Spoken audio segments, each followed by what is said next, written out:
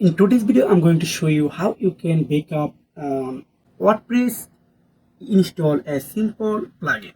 So first, I go to my WordPress admin panel, just go to plugin, then add new plugin, then here just type up, just enter, then install this plugin here, then click on active. Now I'm going to again plugin option, then this is option, just go to setting button,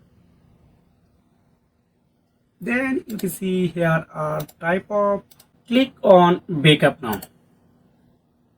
So I want to all tick mark, then backup now. So this already started, then you need few seconds for whole backup, this time less than 1 minute I think. Okay, once you have done, you can delete your any page, anything here, any plugin, etc, etc.